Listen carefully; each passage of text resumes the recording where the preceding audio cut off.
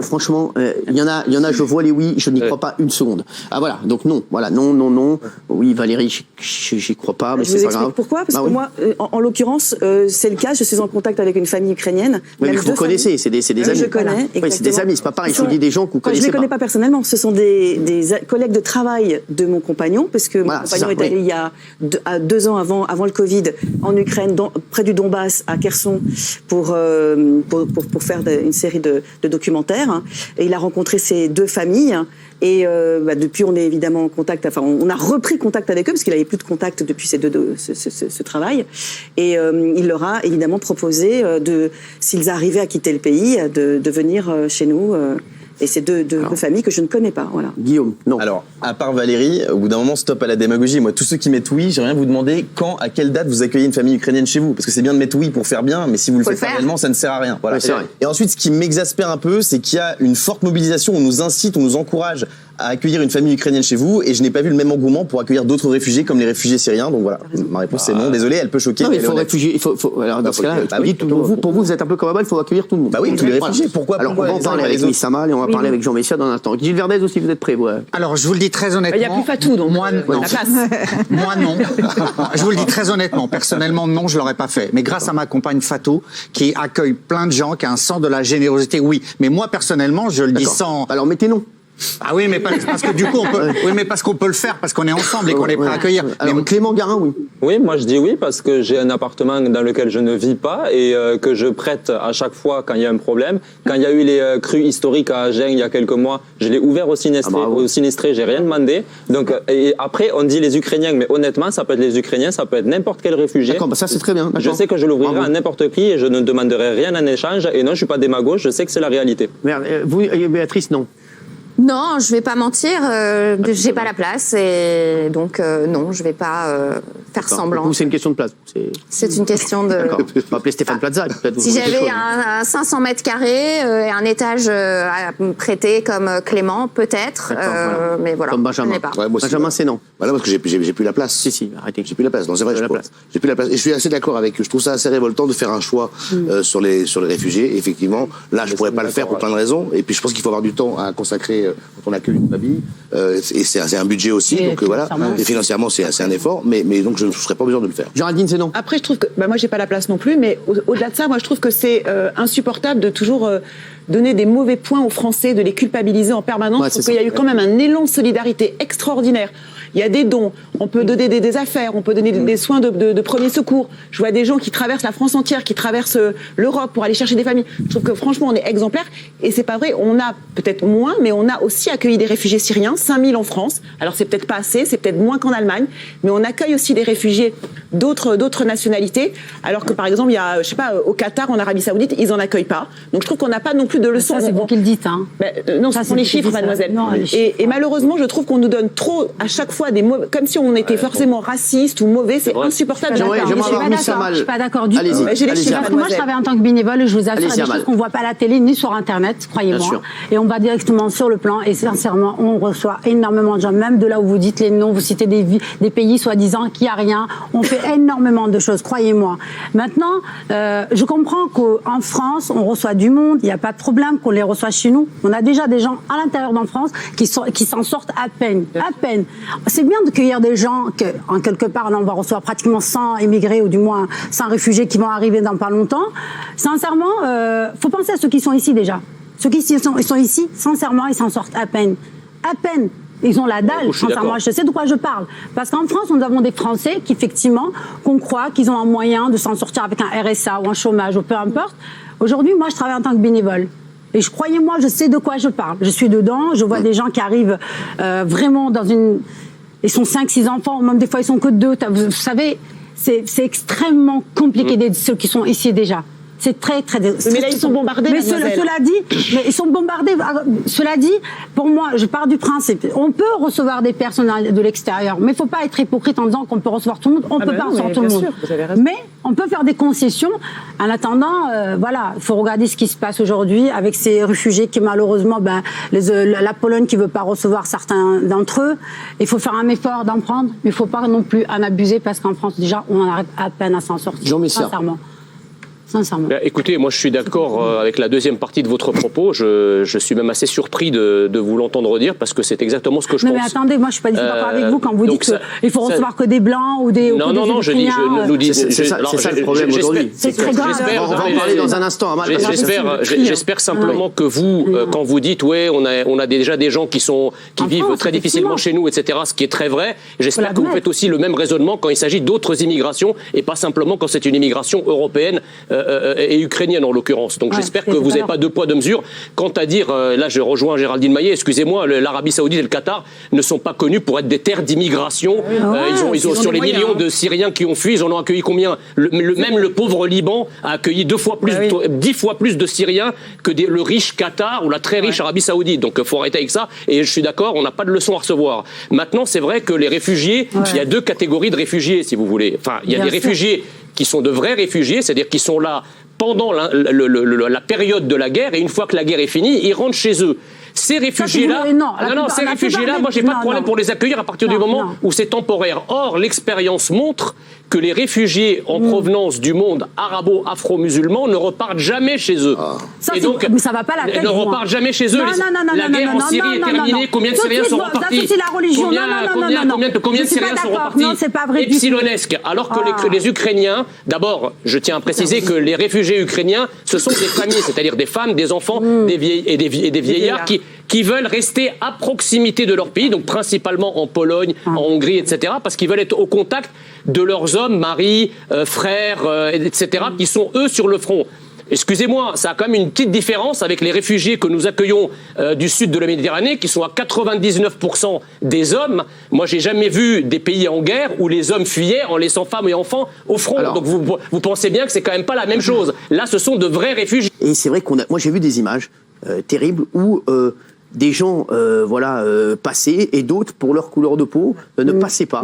C'est quand même, pour moi, ça m'a complètement révolté. Ça, pour moi, c'est horrible. Je comprends pas comment on peut faire un tri à ce niveau-là. C'est quand même, j'ai halluciné. Quand on m'en a parlé, je me suis dit non, c'est pas possible, c'est pas vrai. Et vous comprenez, Jean Messia? C'est incroyable. Est-ce que le mot immigration choisie, ça vous dit quelque chose? C'est juste une politique migratoire, en fait. C'est juste une politique migratoire. Il n'y a pas de religion, on n'a pas à choisir comme ça, comme c'est du bétail. Je suis pas d'accord, arrêtez ça. En période de guerre comme ça. Non, mais ne vous enflammez pas, laissez-moi parler, ensuite vous répondrez. Je dis juste que chaque pays, laissez-moi parler, je vous ai laissé parler. Et il va finir, après vous pourrez lui répondre. Chaque pays a le droit de décider qui rentre et qui sort de chez lui. Voilà, encore une fois, quand il s'agit... Quand il s'agit, moi je suis français, donc quand il s'agit de pays qui ne sont pas français, là tout le monde comprend que ces pays-là peuvent accepter chez eux des gens qui leur ressemblent. Bizarrement, dès qu'il s'agit de la France, on lui dénie ce droit. Alors moi, je comprends pas. Moi, je dis qu'à partir du moment où ces réfugiés ont peu de chances de repartir, c'est pas des réfugiés, c'est pas des réfugiés, c'est pas des réfugiés, ce sont des immigrés, c'est-à-dire ce sont des gens qui vont rester parmi nous. Comment vous pouvez le savoir, ces immigrés? Et on accueille chez nous. Non, on n'a pas à faire ça, c'est laissez-moi finir. Écoutez-moi, on accueille chez nous pas seulement des gens qui peuvent vivre parmi nous. Il faut accueillir chez nous des gens qui peuvent vivre comme nous. Or, ils ont d'autant plus de chances. On est en pleine guerre, on fait comment? De vivre comme nous, qui nous ressemblent. C'est aussi simple que ça. Ça veut dire que vous dites à la frontière, ça veut dire qu'un blanc a plus de chances de vivre comme vous qu'un... Exactement, c'est ça qu'il est en train de dire. Attendez, mais qu'est-ce que fait... Attendez, mais qu'est-ce que fait l'OFPRA? Vous le découvrez. Qu'est-ce que fait l'OFPRA? Je le dis. C'est vous qui êtes folle. Alors, Jean, terminé. Jean Messia est terminé. En train de dire, en gros, qu'on doit choisir. Calmez-vous là, prenez un cachet de Valium, enfin. Mais arrêtez-vous, vous devez rester tati, vous. Vous devez rester à la tati, vous racontez. Alors, Miss Samal va répondre et après, Miss Samal, allez-y. Pas le temps de discuter avec vous. La seule chose que j'ai à vous dire, si vous me laissez pas parler, c'est risque pas de débat, d'accord? Terminé, Jean, terminé. Non, je dis simplement que, effectivement, ces réfugiés, en fait, il y a beaucoup de réfugiés qui sont de faux réfugiés. Que fait l'OFPRA, l'Office français de protection des réfugiés et des apatrides? Alors on le choisit à la couleur. Elle sélectionne. Il y a des critères. Mais si. D'accord. La preuve, c'est que 80% de ceux qui présentent un dossier d'asile sont déboutés. Alors ils sont déboutés sur quel critère? Jean, on va laisser Miss Samal.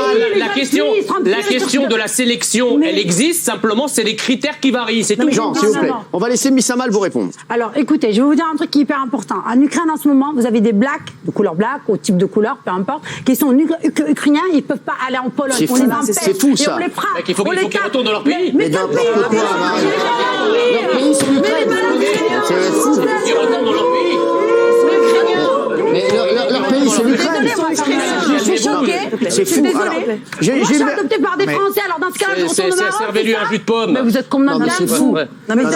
Mais soyez pas agressifs comme ça sert à rien. Allez, Gilles Verdez, sans agressivité. Calmez-vous. Non, justement. C'est quand le raisonnement défaille que la violence surgit. Alors, Gilles Verdez. Jean Messia, très calmement, là, vous franchissez des bornes que même vous, je n'aurais jamais imaginé. Avec des gens bordés, je franchis des bornes. Laissez-moi parler 2 minutes. Vous dites que vous légitimez le tri sélectif des réfugiés. C'est pas des tri sélectifs, ça s'appelle juste une politique migratoire. Enfin, vous voulez ouvrir le pays à la terre entière. Ce ne sont pas des déchets. Ce ne sont pas des déchets, les réfugiés. Je dis pas ça. Il y a les bons et les mauvais réfugiés. Non, je dis pas ça. Je dis que les autres réfugiés ont des pays qui doivent les protéger. C'est pas à nous de protéger la terre entière, excusez-moi. Vous pensez que ces gens-là, qui tentent de fuir une guerre, ont à être triés d'abord? Quand on est algérien, marocain, sénégalais, il y a des pays qui s'appellent le Maroc.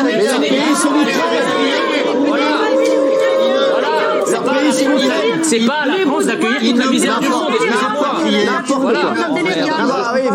Non mais Jean Messia, juste une question, extrêmement pragmatique, extrêmement pratique.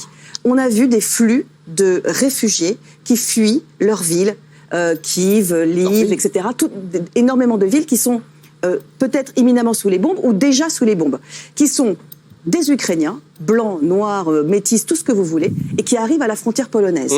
À la frontière polonaise, visiblement, on a vu les images, se passe une sorte de tri où on accepte les blancs et où les noirs sont refusés. Vous ne pouvez pas légitimer qu'ils sont ukrainiens. Non, je ne légitime pas ça. Je dis juste, on ne peut pas légitimer ça.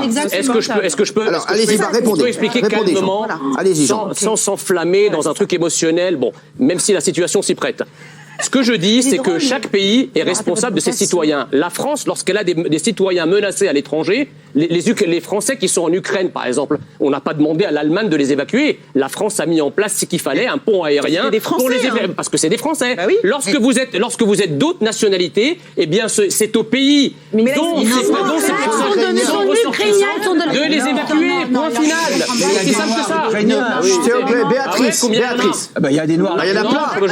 Il y en a suffisamment pour les sauver comme des donc si, d'accord, donc si on a très peu, s'il vous plaît, Béatrice. Ils ont des passeports ukrainiens? Bah oui. Dans ce cas-là, ils peuvent passer. S'il vous plaît. Il n'y a pas de droit ukrainien, arrêtez votre propagande.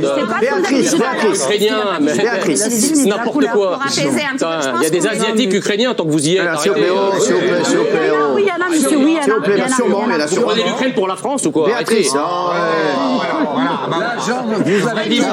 La France, on est bien content d'avoir des Asiatiques. J'ai pas dit le contraire. J'ai dit que toutes les sociétés n'étaient pas multiraciales comme la société française.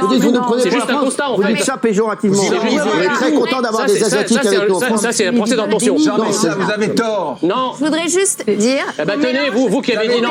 C'est honteux. J'ai 20 Afghans là qui sont en tenue et barbus qui cherchent un accueil. Vous les prenez chez vous? Bien sûr. C'est ça. Si vous parlez de moi, c'est bon. Béatrice. Donc, allez en ambassade et posez votre candidature pour les accueillir. S'il vous plaît, Béatrice. On mélange deux sujets. Il y a le premier sujet qui est dans un groupe donné qui arrive à la frontière. On ne peut pas trier. Toi, t'es blanc, tu rentres, toi, t'es noir. Personne ne fait ça. Arrêtez. Mais non. On a les images ou pas? Est-ce qu'on a les images? On mélange ce sujet avec le fait que, qui servent à quelque chose. par exemple, un journaliste que j'aime beaucoup qui s'appelle Vincent Hervouet, qui parle de la guerre, dit il y a 25 guerres dans le monde. On peut effectivement dire la France ne peut pas accueillir tous les réfugiés des 25 guerres. Mais ce sont deux sujets différents. Mais trier des gens aux faciès mais c'est pas aux faciès, madame. Vous savez, les gardes frontières, ils ne contrôlent pas le visage, ils contrôlent les papiers d'identité. Voilà ce qu'ils contrôlent. Si vous êtes pas ressortissant ukrainien ou ressortissant d'un pays de l'Union européenne, c'est parfaitement normal que vous ne soyez pas prioritaire. Enfin, vous croyez que quand le Maroc évacue ses citoyens, il va aussi évacuer des personnes d'autres nationalités? Bien sûr que non. S'il vous plaît. Amal. Il faut les sortir. Alors franchement, allez faire un petit tour, vous allez voir ce qui se passe actuellement. Je pense que vous vivez dans le déni complètement. Je vous assure, ils ne contrôlent même pas les papiers. Ils voient le physique du noir, arabe, juif. Vous avez été à la frontière? Mais arrêtez de dire des bêtises. Vous avez été à la frontière? Vous me faites honte, j'ai honte. Non, mais vous allez faire un tour. à la France, vous allez faire un tour si vous voulez. Allez faire un petit tour, je vous assure. Oui, mais vous, trompez. en attendant, allez-y là. Mais je suis allée justement, j'en viens. Moi, je suis pas là de raconter des conneries. Je vous assure, vous vous trompez. Et moi, j'ai fait le test, j'ai fait un test moi-même. Je suis allée toute seule en tant que la carapace que j'ai. Et j'ai constaté qu'ils ne demandaient pas mon papier. Ils disaient non, passez la vanne. Vous êtes allé dans une ville bombardée, vous avez couru à la frontière pour tester si les gardes ukrainiens vous accueillaient ou pas. Mais les malades, il y a des journalistes, il y a des gens à la frontière. Je laisse le public apprécier, mais ça devient drôle là. Non, mais vous, c'est vous qui êtes drôle. Non, mais les malades, Alors, Clément Guin voulait réagir. Il est temps d'aller voir un thérapeute.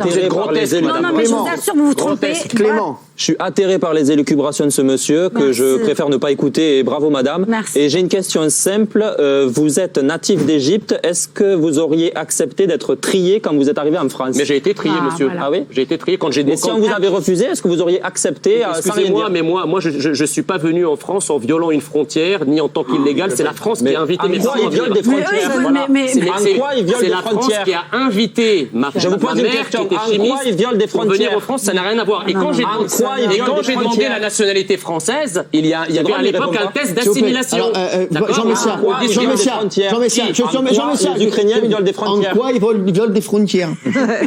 Quand on n'est pas de nationalité ukrainienne et qu'on veut rentrer en Pologne, la Pologne est un pays souverain qui a le droit d'accueillir qui elle veut chez elle. Vous n'étiez pas de nationalité française, vous étiez égyptienne, vous êtes arrivé en France, donc vous avez violé les frontières françaises. Pas du tout, parce que je suis parti. Donc il y a 2 poids 2 mesures. Mais vous êtes fou ou quoi? C'est vous qui êtes fou. Non, je suis venu. Il y a 2 poids 2 mesures. Écoutez, il m'énerve. vous pouvez ouvrir vos oreilles. Je vous dis qu'avant de venir en France, ma mère avait un visa. Je m'en fous de votre mère. Pour venir. Non, mais c'est parce que ça, c'est pas gentil. Mais je m'en fous. Ça se fout. Mais vous êtes gentil, vous êtes gentil avec les Ukrainiens. Vous êtes haineux, monsieur. C'est moi qui Oui, c'est toi qui vous refuse les Noirs. Non, mais vous êtes haineux et raciste. Moi, je suis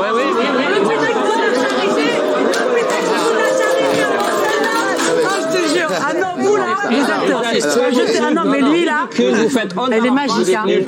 Vous êtes une merde. Excusez-moi. Je vous jure.